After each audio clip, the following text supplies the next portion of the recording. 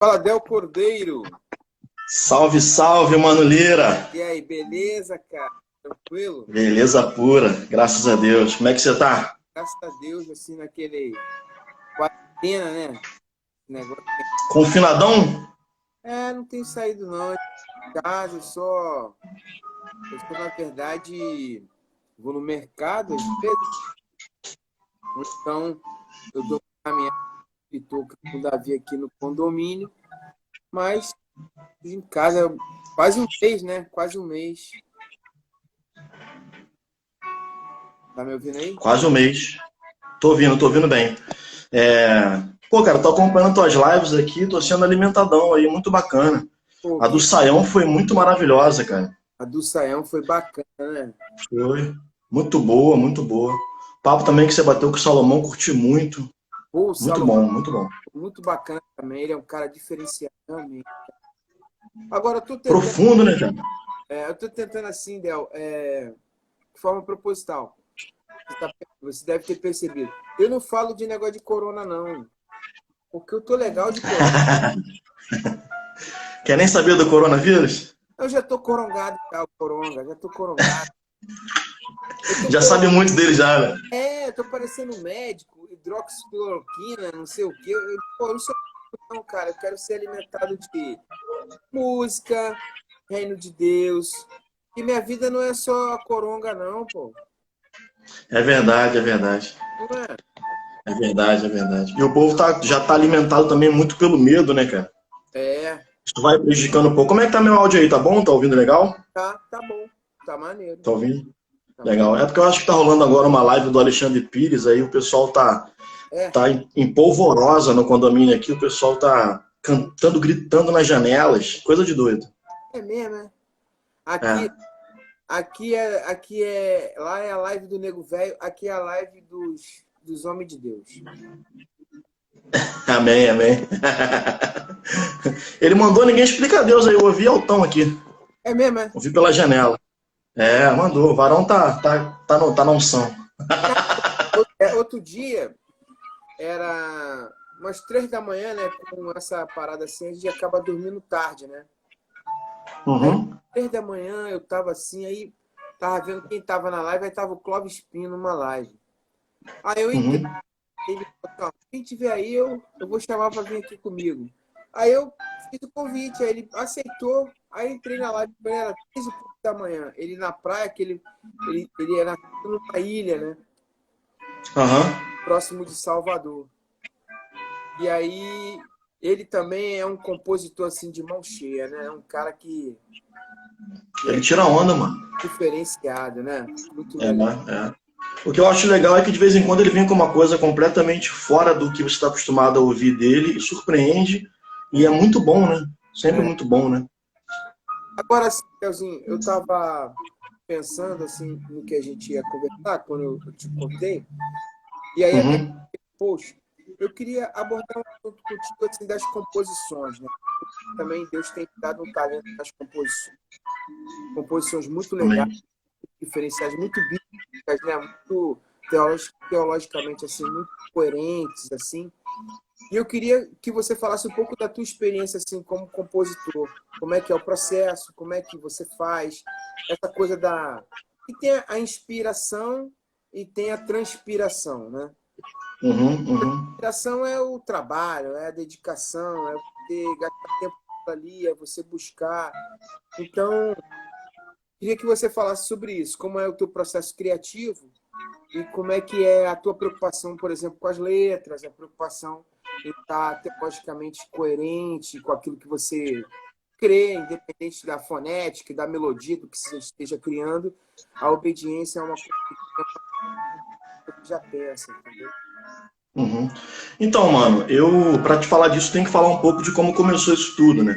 Aham, Eu era, eu era jovem, tinha 16 anos na época, e eu me lembro que eu estava dando aula no curso de informática em São João de Meriti. Eu era um recém-contratado, um aluno que se formou no curso e foi contratado. Na época era muito difícil alguém ter um computador, e eu trabalhava já com isso naquela época.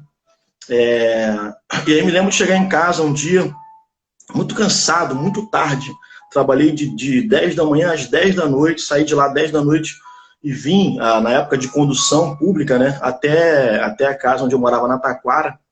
Quando eu cheguei lá,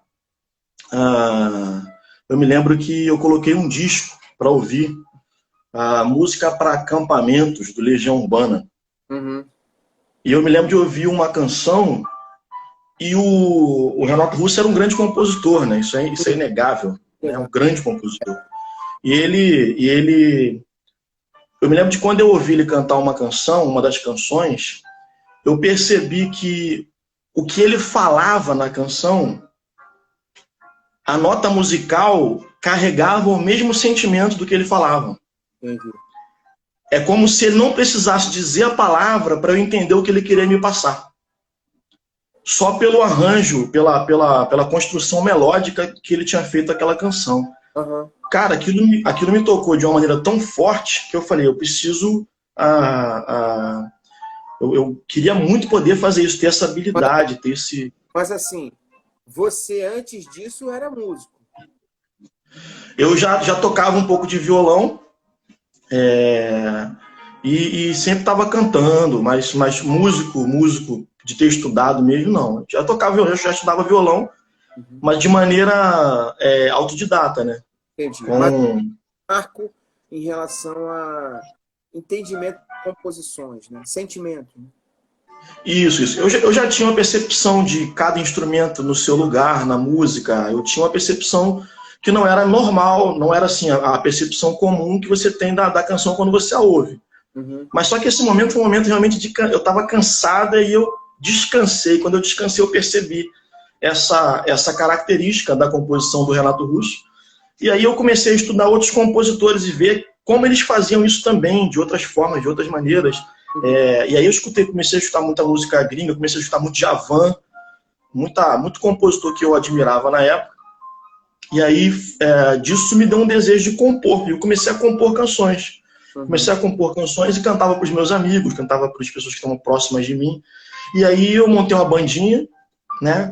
E comecei a cantar as minhas composições. Eu fazia cover, cantava músicas das galeras de fora, mas cantava sobretudo as minhas canções. A gente ensaiava, criava arranjos e tocava as nossas canções em todos os eventos que a gente tinha a oportunidade de cantar e de tocar. E aí isso foi começando isso aí, época era década de 90, 97, 98, por aí. Eu me lembro de tocar com os amigos ali em São Conrado, na Zona Sul, fazer alguns shows, também aqui na área de Jacarepaguá, e comecei a fazer shows, montei uma bandinha chamada Flores de Aquênio, que significa... Como é que chamava Flores? Flores do Aquênio, que é um fruto podre, né? Ah, é? Era meio rock and roll, a banda era rock and roll. Pega leve aí, Vasco. Flores de Aquênio, não, mulher. Aquênio é um fruto podre, murcho, né? E aí é como se pudesse nascer alguma coisa dali, pudesse ser uma coisa legal dali, né? Essa era a mensagem do nome da banda. E a gente começou então a fazer música e a tocar. Até que eu tive a minha primeira experiência de igreja, né? Conheci minha esposa, que até hoje está comigo, a Manu.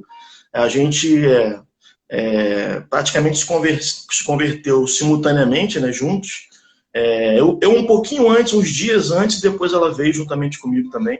E foi assim, foi uma experiência power de conversão, mudança de vida, quebra de paradigma de cosmovisão, e aí uma igreja pentecostal, mas com uma raiz muito forte na reforma protestante.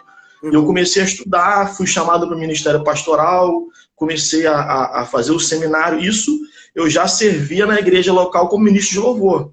Sim. Agora, entendeu? Comentário. O Jefferson aqui, saudade também, Jefferson. Grande abraço, você é o cara, uma galera aqui chegando, Del. Alô, Jefferson. Feríssima. Grande Lick, saudade do Galier Clipe, eu também, rapaz. A Boas Novas mudou, a forma de entender a sua visão, a gente fica na expectativa. Mas estamos aqui, né? Estamos aqui, gerando conteúdo de qualidade e música boa.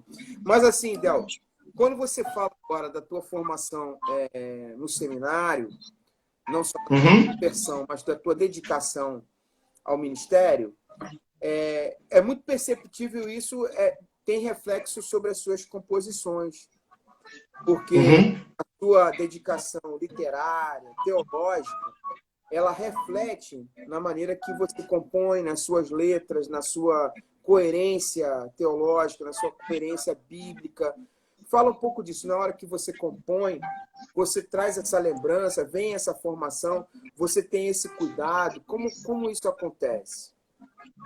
Então, depois desse momento que eu me converti, servi durante alguns anos como ministro de louvor na igreja local, o que que eu senti?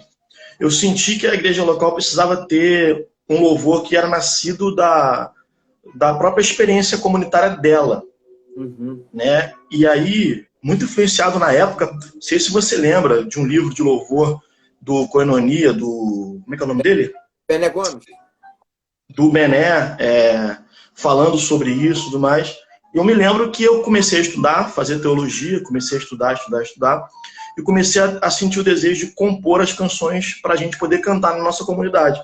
E assim que surgiu, eu comecei a, primeiro, pela falta de um conhecimento teológico mais profundo, eu comecei a compor salmos. Tem uma pessoa Eu aqui, pegava... uma pessoa aqui muito famosa, que está falando dois santos, é a Livinha, acho que você conhece.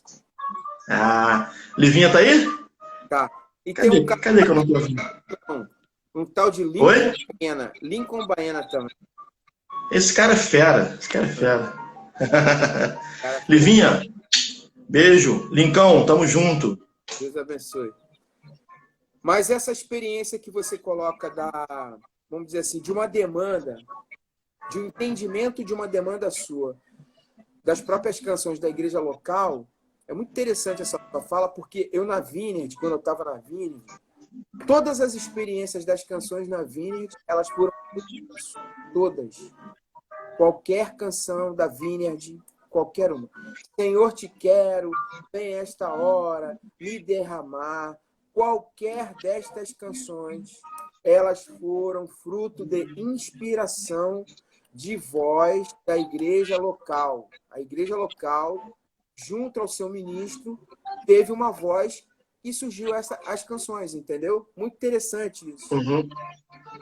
É interessantíssimo.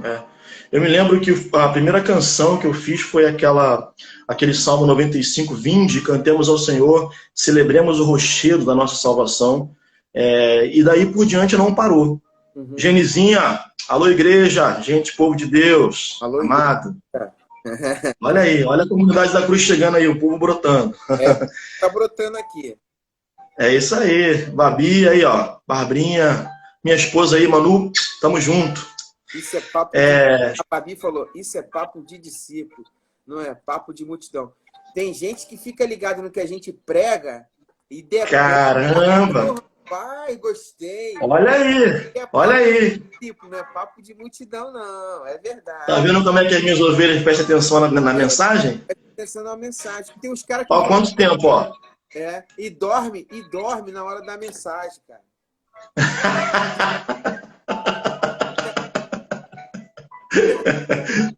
Nisso daí eu já vi uma dar uma cochilada monstra lá. Que chega, deu uma roncada. Eles vão na igreja religiosamente, mas chegam lá, às vezes dormem, cara.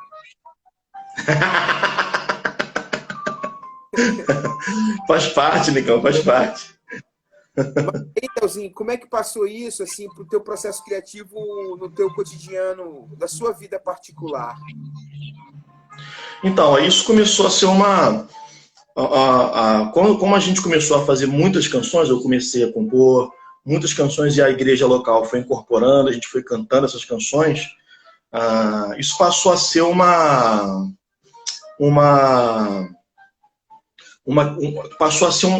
passou a surgir uma necessidade da gente pegar isso, registrar isso e colocar isso para fora. Olha aqui, né? A Cel tá falando, Cel 144. Assisti o Del Cordeiro ontem no Antenados na Geral, foi muito bom. Ó, legal, Cel. Del Cordeiro ir no Antenados na Geral tem um pouco de responsabilidade. É verdade, é verdade. É verdade. Quase tudo na minha carreira tem um pouco de responsabilidade sua, Nicão. Olha, que isso, Del, que isso. Poxa. Isso. Você me ligou com muita gente importante, cara, que hoje fez a minha canção chegar no Brasil inteiro por intermédio da sua conexão, da sua amizade. É Você é um benção. cara que é generoso, misericordioso. Mas aí você estava falando que as composições e a metodologia de compor passou a fazer parte da tua vida, passou a fazer parte do seu dia a dia, como se fosse uma necessidade, né? Exato. E aí eu comecei a...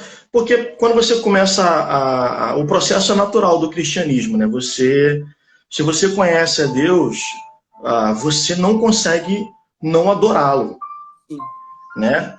E aí a sua adoração ela vai perspassar todas as áreas da sua vida. Você vai ser uma pessoa melhor em todas as áreas da vida. Você vai tentar ao máximo servir as necessidades daqueles que estão ao seu redor. Você vai ao máximo, né? Aliás, isso é muito bom para falar nesse tempo, né? É. Você vai ao máximo abrir a sua vida de forma que ela sirva os seus dons, seus talentos, seu dinheiro, de forma que ele sirva ao propósito do reino, o crescimento do reino. E aí você vai adorando. Só que não tem como não desembocar na canção, no lábio. O lábio daquele que foi alcançado por Cristo, ele adora, cara. Não tem como não isso não virar louvor, não tem como não virar cântico. Se você pensar doutrinariamente, profundamente, você vai acabar cantando para Deus. Se você amar o teu irmão e perceber nele a glória de Deus, você vai cantar um cântico que exalte a glória de Deus na vida do seu irmão. Não tem jeito, você vai adorar. Não é isso que Paulo faz, ele está falando de teologia, falando de igreja local, conversando sobre os problemas da igreja, os dramas, e de repente ele, no meio da carta, ele parece que esqueceu que está escrevendo uma carta para os irmãos e começa, profundidade né? Tanto da sabedoria como do conhecimento de Deus, e começa a louvar no meio da carta, né? Cantar, fazer um cântico de adoração ali. Então, assim, foi natural. Como eu já era compositor, já sabia, já tinha um caminho das pedras de transformar o pensamento, o sentimento numa canção. E sendo agora a minha mente colocada no meio, onde eu pude aprofundar o conhecimento teológico, né? Cara, eu glorifico muito a Deus pelos mestres que passaram pela minha vida, pelos pastores que me pastorearam, pelo seminário, cara. Poxa, pastor João Cardoso, seminário, não vou citar nome aqui que tem muitos, mas o seminário Escola Teológica Reformada na época abriu, cara, a minha mente de uma forma assim que mudou radicalmente a maneira de compor, a maneira de enxergar as coisas, de enxergar a vida e de fazer música, né? O pastor Armando está na área. Grande Armandão, Armando... daqui a pouco ele está na live também, 8 horas aí, na live da Comunidade da Cruz, é ele que está de mestre. É uma live monárquica, né? Com certeza, certeza. Tem um membro da monarquia, é monárquica, né? E se nós somos servos do Rei Jesus, todos os nossos são monárquicos. Manda um alô aí quem é da Comunidade da Cruz. É nóis. É nóis. Agora, Del, dentro dessa sua coerência teológica que você comentou, do conhecimento que você buscou e aprendeu no seminário e foi passando para as suas canções, eu imagino que volta e meia, você, por exemplo, ministrando louvor, você poderia estar ouvindo uma canção que é de sucesso e ver assim, rapaz, essa canção, mas teologicamente ela tá muito corretinha, não. Acontecia isso, Del? Cara, se a gente for fazer uma análise profunda do que as pessoas têm cantado na última década, vou colocar assim, no meio cristão, você vai ver isso aos borbotões. E você percebe que não é uma questão de má intenção, não é uma questão de... É uma questão de defasagem de conhecimento teológico mesmo, entendeu? Isso não é uma fala arrogante, não é. Não. Isso é uma questão de você ter um zelo e um cuidado para você ser biblicamente coerente naquilo que você escreve numa canção. Perfeito. Né? Porque essa canção as pessoas vão cantar em louvor e em glória a Deus nas suas comunidades locais. Elas vão absorver como verdade. Às vezes, o pastor delas prega no final de semana uma palavra e dá uma direção para a igreja, e às vezes a pessoa na segunda-feira ela já esqueceu a mensagem que foi pregada no domingo. Verdade. Só que ela passa a semana inteira sendo pastoreada pelas canções que ela ouve lá no Spotify, no Deezer. Alô, Deezer! No Deezer. E agora, e nas rádios antigamente também, e ainda hoje. Né? Então, as pessoas elas vão sendo pastoreadas pelas canções durante a semana, e às vezes são coisas que não estão num alinhamento legal com a palavra de Deus. Né? E eu falo isso com todo o amor, cara, do meu coração. Por exemplo, pode falar. A gente já conversou algumas vezes canções que são estritamente ligadas ao Velho Testamento, que elas não são contemporâneas do que a gente está vivendo hoje de louvor e adoração em relação a ter um acesso direto através de Jesus à pessoa de Deus, por exemplo. Perfeito, perfeito. Isso é um grande problema, porque às vezes as canções elas têm uma característica mais judaizante do que cristã. Né? Então, parece mais ser um judeu que está fazendo uma canção sem a clareza teológica que o advento da vinda de Jesus trouxe para a mente daqueles que agora seguem ele, do que, né, um cristão que agora já tem 2000 anos de história, que já tem a prova histórica do cristianismo que foi pregado às nações, que já se tem tanto estudo teológico, tanto aprofundamento daquilo que Jesus veio fazer, da obra dele, né? Então, parece até, sabe o que parece? Parece aqueles discípulos no caminho de Emaús, sabe qual é? Sei que os caras falam assim, a gente está falando uma coisa, aí Jesus fala, vocês estão com a expectativa errada. Pô. Exatamente. Eles estão tristes, inconsoláveis, porque a expectativa de quem Jesus devia ser e o que Jesus devia fazer para eles, ou deles, perdão, estava completamente equivocada. Jesus volta no Antigo Testamento todinho para mostrar que a visão não era essa, que era uma outra visão, que era de uma outra forma que devia ser interpretada. Que a visão apontava para ele, Jesus, né? Exatamente, exatamente. Tá chegando aqui o Claudinho Correria, pô, o triatleta. Grande Claudinho, Fátima, Samei, galera chegando aí. Galera, o Claudinho tá meio sumido, cara. Então acho que ele tá correndo muito, mas ele agora apareceu. Glória a Deus. A Fátima também do Armando. Galera toda.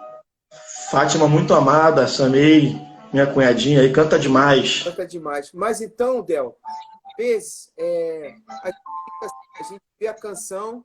Quando você é ministro de louvor, você tem a oportunidade de selecionar esse repertório, de repente evitando essas canções. Aí tem alguns que falam assim, mas a canção está fazendo sucesso, está todo mundo cantando.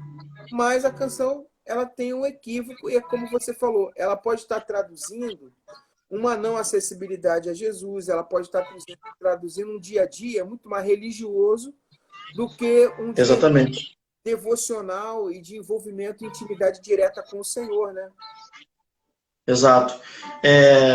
O sucesso, ele não pode ser um atestador da idoneidade de nada que é feito no cristianismo, cara. Né? Porque você pode fazer sucesso estando completamente equivocado. Pode, né? Isso aí é uma polêmica, né, Del? É uma polêmica. Polêmica forte.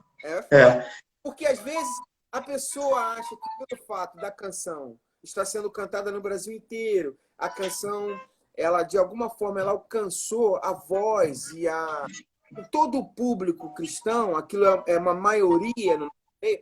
Aí a pessoa acha que ela tem verdade, que ela tem essa direção correta diante do Senhor. E às vezes não necessariamente, né? Por exemplo, vamos lá, vamos para o Antigo Testamento, já que a gente está falando dele. O que Deus fala para Abraão? Ser tu um sucesso? Não, ser tu uma bênção, né? Exato, ser tu uma bênção. Então, o propósito de Deus para a gente nunca foi o sucesso. Porque o sucesso, vamos lá, Deus é soberano. Ele pode dar o sucesso para quem ele quiser. Sim. Não é verdade? Mas ele nos convida... O sucesso nessa terra não significa o sucesso na eternidade. Exatamente. Exatamente. Então, por vezes, a gente está cantando o que não tem nada a ver com o cristianismo, ou o que é mais perigoso para mim, tem uns jargões, tem um cheiro de cristianismo, Uhum. mas no fundo a mensagem central é uma outra mensagem, que não é o cristianismo, Uhum. né? Que geralmente é um tipo de judaísmo, é um tipo de... Tu lembra alguma aí? Tu lembra alguma aí? Ah, não vou dar exemplo não, cara, isso é ruim, isso é ruim, porque a galera... Porque, pô, ainda mais que eu tô em gravadora, aí já viu como é que fica, né? É. Dá ruim, não. Mas eu posso dar, hein? Eu posso dar, hein? É contigo mesmo, eu tô fora. Ai, Jesus amado. Não, ó, qual é a estratégia que eu acredito que seja legal? A estratégia que eu acho que é legal não é o combate a esse tipo de composição direto, mas é a promoção de coisas que são boas, de coisas que têm a ver com o cristianismo, que têm a ver com o evangelho, que são coerentes com a Bíblia, né? Que não são egocentradas, que não são sempre sobre o sucesso pessoal, sobre o crescimento pessoal, que não tem a ver com a gente, mas tem a ver com ele, né? Inclusive tem algumas pessoas hoje da nova geração que estão muito falando que é tudo sobre ele, é tudo sobre ele, é tudo sobre ele, né? Existe uma voz Uhum. ecoando no meio da nova geração que é tudo sobre ele, né? Eu espero que seja de fato tudo sobre ele, né? Porque tem que ser, Uhum. né? E uma vez que a gente conseguir promover canções e trabalho de gente, sabe? Isso eu acho muito importante, porque às vezes você consegue juntar uma multidão para fazer uma crítica de um trabalho que não é legal no sentido de ter coerência bíblica. Mas você consegue 3 ou 4 para se juntar contigo para promover uma coisa que é boa, que Sim. tem, não é que é boa no sentido de ter mais qualidade, tá? Tem muita coisa que não é coerente com o evangelho, mas tem uma grande qualidade musical, de vocal, de repertório, de tudo, né? No entanto, tá faltando um ajuste ali para ficar dentro do que o cristianismo ensina, do que o evangelho ensina. Então, acho que é só isso. Uhum. É só a gente promover o que a gente acha que é bom, o que a gente acha que é coerente com a palavra, com o evangelho. É só a gente compartilhar isso, a gente promover isso, a gente amar isso e fazer isso também, buscar fazer isso cada vez mais. Buscar que os nossos ministros de igreja local sejam preparados, conheçam o evangelho, doutriná-los. Legal. Acho que isso é uma boa solução. Agora, Del, uma outra coisa assim, no aspecto de composição e daquilo que você tem feito, eu queria uma abordagem assim, por exemplo, Tua Forte Mão, eu me lembro bem dessa parceria que você fez com o Paulo César Baruch, é uma canção belíssima, Uhum. é uma das canções mais bonitas que eu já ouvi e já te parabenizei por isso até Obrigado. através da internet. Uma coisa é a composição, outra coisa assim, essa eu vou gravar, e outra coisa é o processo produtivo disso. Depois que tu trabalhou com o Baruch, você passou por um processo de entender o que é, vamos dizer assim, gravável e o que pode, através do processo de gravação, se tornar mais, vamos dizer assim, mais objetivo no sentido de ser sucesso e mais objetivo no sentido de aquilo virar a voz da igreja. Tipo assim, o processo de gravação fez com que você filtrasse composição e o que é gravado? Porque isso se estende à pergunta seguinte: tem canções que é só para você cantar em casa, você sozinho, com a tua esposa, na família, na sua igreja, e tem canções que são para ser utilizadas assim, como igreja, para serem gravadas e tal? Sim, sim. Como eu estava falando naquela hora,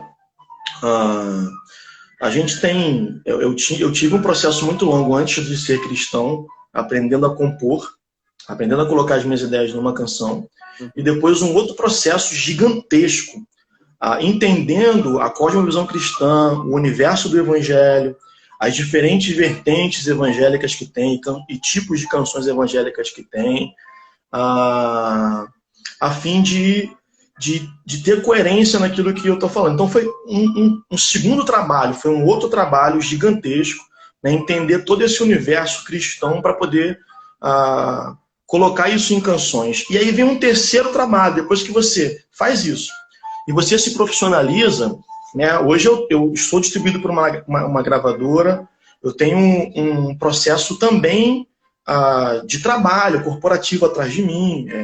Então eu preciso gerar um certo resultado, né? E para isso eu preciso entender também. E eu acho que isso também tem coerência com a nossa missão. Porque se eu não busco tornar o evangelho cada vez mais inteligível nas minhas músicas para as pessoas, eu estou falhando na minha missão de comunicar o evangelho através de canções para as pessoas. Então, eu preciso conseguir tornar a composição interessante, tornar a maneira de arranjar, de criar música mais interessante. E eu venho tentando trilhar esse caminho ao longo do tempo. Por exemplo, vamos dar o exemplo do Baruch que você falou. Quando eu fui gravar com o Baruch aquela canção, nós tínhamos a opção de 3 canções. E o Baruch, de pronto, sabia que era aquela que a gente devia gravar. Né? Quando ele ouviu a canção, ele falou, é essa, vamos gravar essa música. Então ele tinha uma consciência, um arcabouço, uma vivência, uma história, e também a técnica, né, e o conhecimento técnico, para compreender o valor daquela composição. Né? E ele, quando eu estive lá, ele falou, cara, eu vejo muita riqueza nas tuas canções. Vamos trabalhar isso e tal. E aí a gente trabalhou junto naquela canção para que ela pudesse se tornar, graças a Deus, o que se tornou aí, com milhões de views aí, com muita gente sendo abençoada por ela. Inclusive ela é uma canção do repertório do Baruch, e o Baruch é compositor. Tem 3 domingos atrás, o Baruch é um excelente compositor, né? Tem 3 domingos atrás ele estava ministrando ela lá na IBAB, eu assisti depois, o culto foi ao vivo, mas eu assisti depois a gravação, e vi lá a música sendo executada já de uma outra maneira, já com outro arranjo. O que eu achei super legal, o que eu acho muito legal, ele absorver essa canção e tá ministrando ela. É interessante isso, porque eu sou de uma geração que havia os intérpretes, música secular, havia os intérpretes e os compositores. Isso era muito bem definido. Eu me lembro que a indústria fonográfica, ela, por uma questão... É muito interessante esse assunto. Por uma questão de... Mateuzinho Grito entrou aí, ó. Grande abraço, Mateus. O Mateuzinho, é bom. O Mateuzinho está sendo enriquecido por esse assunto. Fica ligado, hein, Mateus? Presta atenção, hein, Mateus? Então, nessa história da música, tem um momento da música que a indústria ela começou a privilegiar os compositores. No passado, os compositores eram muito assim desprotegidos, totalmente desprotegidos. Chegou um momento que eles começaram a ser valorizados. Quando chegou e protegidos no aspecto judicial, no aspecto da lei, a propriedade intelectual. E eu me lembro desse momento. Nesse momento, a indústria começou um encurralamento para que os compositores fossem os próprios intérpretes das canções. Então, fica muito claro na MPB que ela perde seus grandes intérpretes e começa a existir o artista que é intérprete das próprias canções. E no nosso meio também passou por isso. Refletiu no nosso meio. Eu estou falando isso porque é muito difícil. Você sabe o que eu estou falando? Muito difícil. Um cara que é compositor gravar do outro. Muito difícil.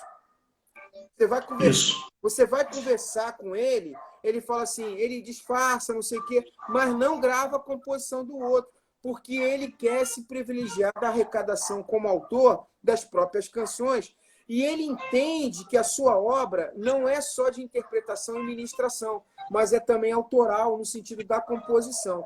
Então, para o Baruch aceitar uma canção além das que ele faz, é porque realmente a canção é muito boa. E isso é um diferencial. Perfeito. Eu acho que o que eu achei muito legal dessa convivência foi também e dessa percepção que você deu agora, foi que quando ele veio, ele gravou no meu projeto primeiro a música. Ele veio para participar comigo, cantando comigo no meu trabalho, numa single que eu lancei. Aí ele veio como produtor e como cantor, fazendo um feat comigo ali. Na verdade, eu me lembro que quando você foi a São Paulo, você iria só para produzir com ele. Mas aí você teve a ideia dele participar, foi isso? Não, chegando lá, primeiro nosso primeiro encontro, a gente foi tomar um café numa padaria próxima ao local onde é o estúdio do Baruch lá. Uhum. Isso naquela época. A gente sentou e tivemos um papo maravilhoso sobre teologia, sobre o seminário que o Baruch estava começando a fazer, sobre as descobertas teológicas dele, sobre algumas coisas que a gente tinha em comum no nosso pensamento teológico e tudo mais. Então, aconteceu ali uma afinidade, uma amizade, e a gente começou a querer compartilhar mais, e estar mais juntos, e trabalhar mais isso, durante os dias que eu estava lá. Então, quando a gente foi para o estúdio, a gente... eu acabei falando, pô, por que não, né? Seria perfeito, seria maravilhoso.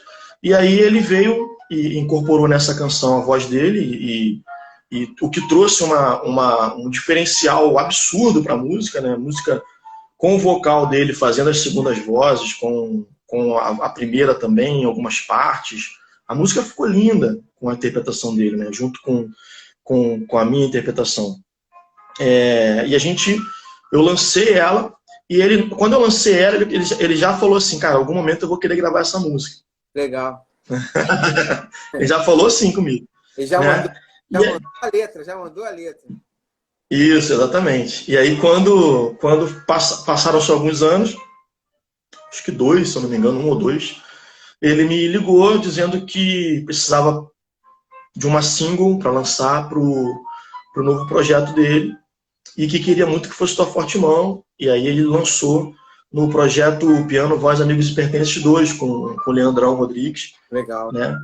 Tem 2 pessoas aqui que eu tenho que citar, quer dizer, tem muita gente chegando, mas manda bala. Tem o Diógenes, que é um camarada da antiga, lá da Vínia, de um grande abraço pro Diógenes, um irmãozão.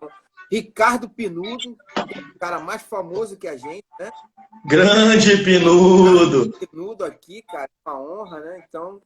Se desse para colocar 3 assim na tela, ó, botava ele aqui no cantinho assim, ó. Mas aí, essa experiência foi muito bacana, né? Porque a partir dali, muita coisa ficou diferente da tua maneira, da visão em relação à tua musicalidade, né, Del? Exatamente. Cara, o Baruch é muito generoso. Muito generoso. Então, ele me deu muitas direções ali. Ele conversou comigo sobre coisas que eu não pensava, não entendia. Né? E a visão dele... Pode dar um exemplo, Del? Que você lembra um exemplo? Cara, olha só. Vou te dar. Todo o processo de criação dele já foi um grande aprendizado para mim. Uhum. Né? Por exemplo, quando ele falou assim, o que você faz lá? Eu falei, olha, eu sou pastor, mas eu sou sobretudo ministro de louvor da igreja. Ele falou, galera, olha, ele é ministro de louvor, vamos fazer essa batida aqui assim, assado na bateria tal. Ou seja, cuidado para você não ficar pop demais, vamos segurar aqui para o meio, vamos deixar... Então, ele já foi me dando uma percepção do que é um som de igreja, do que é um som pop para ser lançado, o que é... Isso você sabe quando você ouve uma canção. Mas no processo, destrinchando cada detalhe da produção, é difícil. Você se perde. É difícil. Se você não tiver experiência. Né? Então ele foi me dando essa experiência, ele foi aprendendo. É exatamente o que você quer, no processo da escolha você se perde. Exato, exatamente. Então, todas as minhas conversas com ele foram muito enriquecedoras. Né? Até agora, a gente lançou uma outra canção juntos, agora no meu trabalho, chamada Dia de Festa, uma canção que eu tenho um carinho enorme por essa canção. E é uma canção também que, na época, poderia ter sido gravada por nós. E ele também disse que gostava muito e que a gente poderia gravar junto no futuro, e aí pintou de gravar ela e a gente acabou gravando junto de novo. Então, nesse processo, por exemplo, no meio da produção, ele conversou sobre vários insights novos do que ele estava percebendo, frescos do que ele tinha acabado de receber nos Estados Unidos, a percepção do que ele tinha lá, tinha acabado de ter, de uma viagem que ele tinha feito e conversado com alguns compositores americanos. Então, assim, ele é um cara extremamente antenado no que está acontecendo, no que é na vanguarda da questão musical, e ele é generoso, né? E compartilha isso, ele não guarda para si, né? Isso é muito legal, cara, isso é muito legal. Sim. Eu tenho tentado fazer, na medida do possível, isso com outras pessoas. Agora, aconteceu algo interessante na carreira dele, que eu chamaria assim até... Pô, tem um toque, eu lembrei agora de um toque que ele me deu, Uhum. que eu fiquei assim impressionado, que eu queria que tu ouvisse. Uhum. Né? Eu estava filmando, a gente estava assim, ele me filmava lá na gravação do estúdio, eu filmava ele e a galera coisando, que a gente não tinha contratado ninguém, a gente não estava pensando nisso quando a gente começou, né? E a gente chegou lá, eu tinha uma Canon, uma filmadora, ele tinha um estúdio de lentes de Canon lá, a gente foi trocando as lentes, e eu filmava ele me filmava. Aí eu falei assim, rapaz, eu acho que tá ficando granulado os vídeos aqui. Aí ele falou assim, cara, se ficar granulado, o conceito do vídeo vai ser granulado. Parte do que tem. Você entende A visão. Cara, o mental, o mindset do cara funciona o tempo todo.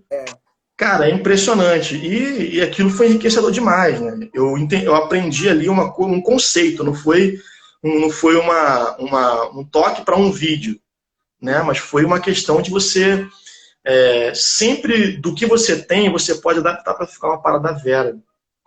Agora, uma coisa que aconteceu com ele, eu queria abordar, ampliando essa nossa conversa, aconteceu com ele assim, ele meio que deu uma pausa na carreira para se dedicar exclusivamente à ministração de louvor e liderança de uma equipe de louvor na igreja. Que deve ser muitas vezes o que você passa, né? E que muitas pessoas passam, né? E tipo assim, eu tenho conversado com muita gente, como a gente comentou várias lives, e uma coisa que eu tenho percebido, tá aqui o Marcinho da Som Livre, meu amigo, caminha com a gente aqui, grande brother, Márcio Moreira, feríssimo. Grande Márcio, um abraço, queridão. E uma coisa que acontece que eu tenho percebido no meio fica muito à vontade para responder, tá, Del? Uma certa inquietude a uma grande cobrança de resultado, pornograficamente, nas plataformas e na produção. E o cara começa a falar assim, bicho, eu tô cansado dessa cobrança porque isso está tendenciando o meu processo criativo e eu prefiro até fazer o esquema de liderar a igreja. Porque a música, ela mudou com essa coisa do digital, né, Del? E aí eu pergunto, isso mesmo. O teu processo criativo também, ele fica afligido pelas cobranças de resultado da gravadora e do mercado digital? Veja só, eu compreendo o lado do artista e compreendo o lado do empresário. Meu pai é empresário a vida inteira, então eu compreendo muito bem o que é isso. O que é uma demanda, uma folha de pagamento, girar a roda. Estou ligado muito no que é isso. Então, você precisa considerar ambas as necessidades, né? A necessidade da tranquilidade, da paz que o artista tem que ter para produzir, para fazer uma canção realmente de valor, né? Uma canção realmente que inspire as pessoas, para realmente tocar os corações. Ao mesmo tempo, tudo aquilo que a gente falou aqui, ser bíblico, ser coerente, né? A gente está trabalhando com cristianismo. Né? Então, são dois extremos que parecem ser contraditórios, mas eu acho que eles não são. Por exemplo, a indústria sofreu drasticamente depois da queda das mídias físicas. Sim. Né? Então, ela precisou se reinventar. E ela precisou se reinventar no meio de uma eclosão de milhões de artistas independentes que nasceram do meio desse movimento e que não dependiam mais de uma estrutura de gravadora porque eles aprenderam a se virar. Sim. E eles conseguiram alcançar o nicho que antes as gravadoras é que levavam eles para alcançar. Eles conseguiram alcançar esses nichos por meio de Instagram, por meio de Facebook, por meio de YouTube, de uma maneira direta, sem precisar da intervenção de uma gravadora. Então isso colocou a indústria em maus lençóis. Uhum. É lógico que agora, com a reviravolta das plataformas digitais e da monetização da música através do Deezer, do Spotify, do Apple Music e do próprio YouTube, as gravadoras começaram a respirar e crescer novamente. Uhum. Né? O financeiro das gravadoras foi agora para um lugar muito legal. Isso quem é mestre de falar venhamos e convenhamos, não é puxando sardinha, mas é o Maurício Soares, ele está muito ligado o Maurício, nesse processo todo. O Maurício é o maior executivo da indústria fonográfica, vou dizer assim, até da história, não me lembro de alguém.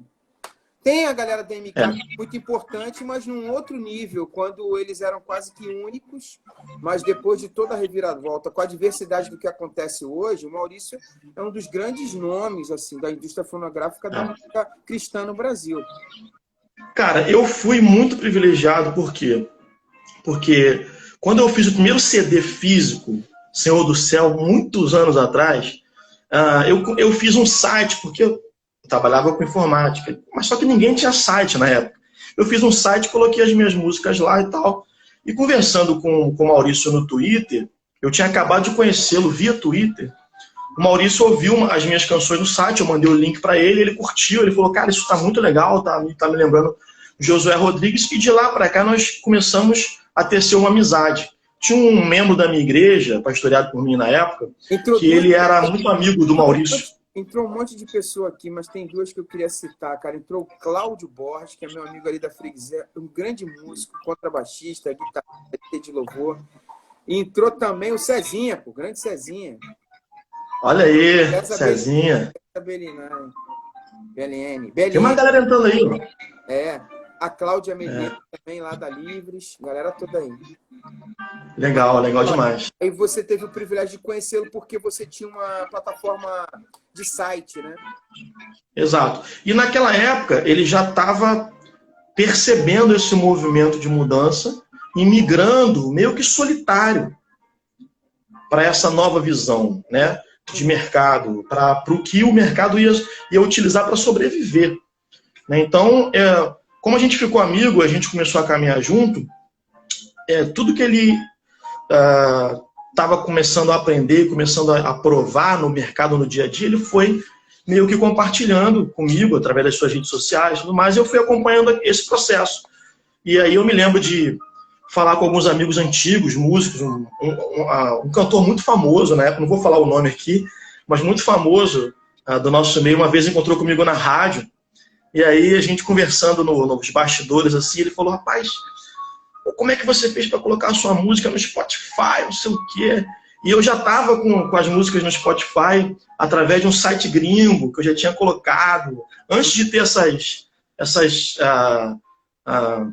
gravadorazinhas pequenas que sobem Agregadoras. Esqueci o nome agora que fala. Agregadoras, exatamente. Antes de ter as agregadoras que estão aqui no Brasil hoje, tipo, né, a gente já estava com as músicas lá. Isso. Antes do Ano RPM aqui.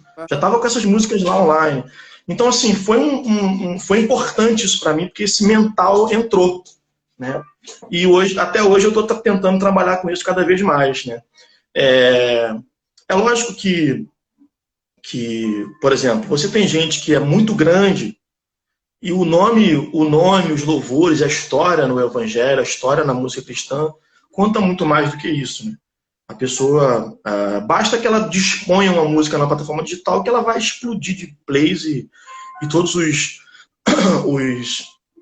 as pessoas que definem, né, quem vai entrar e quem não vai entrar. O Marcelo Barreto entrou aqui e falou que você está um verdadeiro galã. Fala, Barreto, queridão, um abraço, meu querido. Ele falou que tu tá estilo Elvis Presley.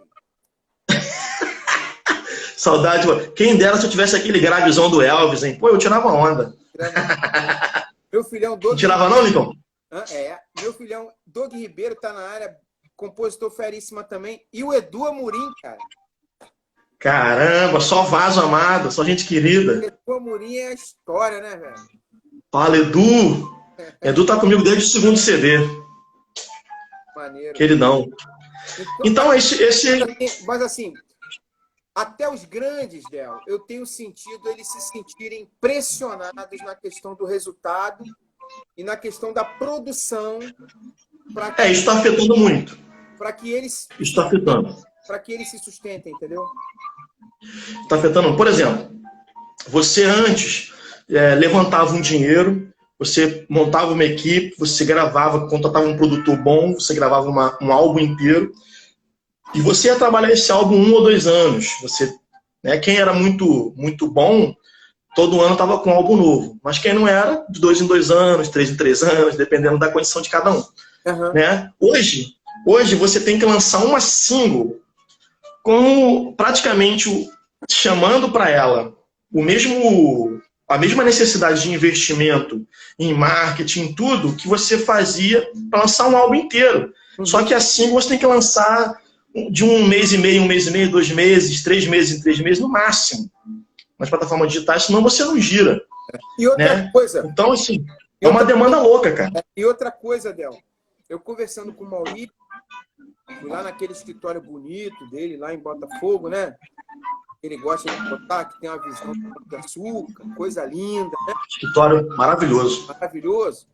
E numa excelente conversa com ele, ele falou algo muito interessante, que ele falou o seguinte: além disso, Linton, do lançamento, antigamente, eu lançava o CD, partia para outro artista. Hoje não. Você lança a single e existe um trabalho de divulgação intenso que aquilo está sendo consumido. Porque antigamente ele vendia até a loja. Da loja, o problema do distribuidor. Hoje não. Hoje o artista tem que fazer com que a música seja escutada, porque é aquilo que realmente monetiza. Então há uma responsabilidade de cobrança para que o artista divulgue, para que ele fale a respeito, para que ele esteja presente nas redes, para que ele seja quantitativo, porque a internet, às vezes, perdeu até um pouco da qualidade, privilegiando quantidade. O cara tem que estar todo dia ali, tem que estar sempre falando. Isso mudou o mercado, né? Mudou completamente, mudou completamente. Você não vai ver, com raríssimas exceções, como o do Leonardo Gonçalves lá na Sony, ele demora muito para lançar um álbum, ele cuida de cada detalhe do álbum, né? Mas ele tem essa estrutura para ter condições de fazer isso, né? O tamanho dele é muito grande, dá ele condições de fazer isso. Mas para pequenos artistas, é muito difícil esse processo. Porque você, sobretudo, cara, eu acho que essa fala tua, ela vem sobre quem está ouvindo a gente agora, ou quem vai ouvir essa live depois, os pequenos artistas. Porque esse cara lançava, ele conseguia viver de música. Mas hoje ele tem, a gravadora precisa que ele o tempo todo lance, né? Mas em contrapartida também a gravadora ela não tem mais como investir o que ela investia antes nos lançamentos dos pequenos artistas. Não é questão de crítica, ela não tem como fazer. Porque o lucro é muito menor do que no físico, no sentido da quantidade de gente que ouve para a contrapartida de dinheiro que entra. Então, não tem mais aquele rio de dinheiro para você poder investir em todo mundo que você acredita. Né? Mas, e aí você precisa jogar o jogo do mercado de uma maneira muito cuidadosa, né? Para que você não pare de ter os seus cases grandes de sucesso continuarem no topo e você consiga alçar pequenas pessoas ao topo de novo. Cara, essa conta não está batendo muito ainda, mas ela vai bater. Porque, veja comigo, a quantidade de pessoas hoje que tem uma conta Pro no Spotify, no Deezer, no Apple Music, no Amazon, no YouTube Music, é pequeniníssima. É pequeno. Exato. Então, à medida que as pessoas forem aderindo cada vez mais a esse processo, menos em apuros a indústria fonográfica fica. O que é bom para a população e para as pessoas que estão em casa, por quê? Porque a gente vai poder continuar produzindo música de qualidade para as pessoas ouvirem. Né? E o mercado vai poder novamente se posicionar com qualidade. Agora, sim, dentro da questão da composição, voltando lá atrás, né? Aí eu já acho que é mais perigoso. Porque você acaba que independente de você já ter tido tempo para maturar uma ideia e transformá-la numa composição de valor, novamente, você tem que lançar. Tem que lançar. Aí eu acho que dá um jazz na cabeça do cara, né? O cara fica desesperado para lançar. Dá um jazz, é. Olha o jazz aí, olha o jazz rolando aí. Olha o jazz rolando aí, ó. Dá um jazz, né? Dá um jazz, né? Aí o que acontece? O cara acaba por compor coisas ruins, né? E aí você vê muito assim, 4 notas até o final, e o cara tendo que compor em cima daquilo coisas repetitivas e tudo mais. Não é só uma tendência de empobrecimento musical de uma forma geral, mas é uma tendência também mercadológica, né? Legal. Você compõe mais rápido, você lança mais rápido, você faz tudo mais rápido, né? Envelope manda. Eu tô vendo aqui uma galera aqui, tô vendo a Dai, que é a irmã da Vanessa Bicalho, que foi mãe há pouco tempo e é muito legal, feríssima. Ela trabalhou com a Maria Gadu e é feríssima. Tô vendo aqui o Rani também, que é um grande ministro de louvor e guitarrista. Galera toda por aqui. Delzinho, a gente vai ficando por aqui. Bom. Tá terminando aqui, mas eu queria uma palavra final tua. Uma palavra assim de incentivo, da parte de Deus mesmo para esse momento que a gente está vivendo, mas muito assim do que você faz, do que você tem vivido, do que teu coração tem brotado no Senhor musicalmente, ministerialmente. Sinta-se à vontade, um minutinho aí para você dar uma palavra para a galera, porque tu viu que a gente evitou falar sobre pandemia, sobre negócio de hidroxicloroquina, negócio de Covid-19. Nosso negócio aqui é conteúdo, enriquecer a vida das pessoas. Mas um minutinho aí, porque já rodou o cronômetro para mim, uma palavra para a galera, Delzinho. Bom, uma vez eu ouvi um pastor americano falando sobre um câncer que ele teve, e o título da pregação era Aproveite o seu câncer. Olha que loucura. Né? Por quê? Ele aprendeu que aquela experiência que ele teve, ele lutou e venceu o câncer, graças a Deus, mas ele teve uma experiência com aquela limitação, com todos os medos, com tudo aquilo que foi trazido através daquela doença, de reencontro com coisas profundas da alma dele, do coração dele, de aprofundamento no evangelho e tudo mais. Então, a minha dica para você hoje que está em casa, que está, de repente, sem saber o que fazer nesse momento, tente aproveitar ao máximo esse momento que tem medos vindo, que tem incertezas vindo, que tem todo tipo de coisa acontecendo na sua cabeça, no seu coração, talvez até mesmo sentimentos de depressão, todo tipo de coisa. Aproveite esse momento para você dar um mergulho em Deus, para você dar um mergulho no Evangelho, dar um mergulho, um aprofundamento naquilo que Deus te chamou para ser, para fazer. Se você é compositor, se queda aos pés de Deus e recebe dele canções novas, músicas novas. O Senhor tem coisas lindas para te dar. Amém. A criatividade está em Deus e tudo aquilo que o mundo precisa hoje. Tem sempre uma coisa nova em Deus, não é verdade? Se você procurar em Deus, infinitamente você vai encontrar novidade. Amém. Novidade. Deus te abençoe. Muito obrigado, Delzinho. Prazer estar contigo, Lincão. Tamo junto. Legal, você conferiu mais um podcast do Lincoln Lira. Sou eu por aqui. Obrigado pela sua companhia. E a gente se encontra. Fique muito à vontade a conferir todos os nossos conteúdos nas nossas redes sociais, através do Instagram, a nossa super conta no YouTube e também através do Facebook. Fique muito à vontade e a gente se encontra até um próximo encontro. Deus te abençoe muito, super valeu e tchau, tchau.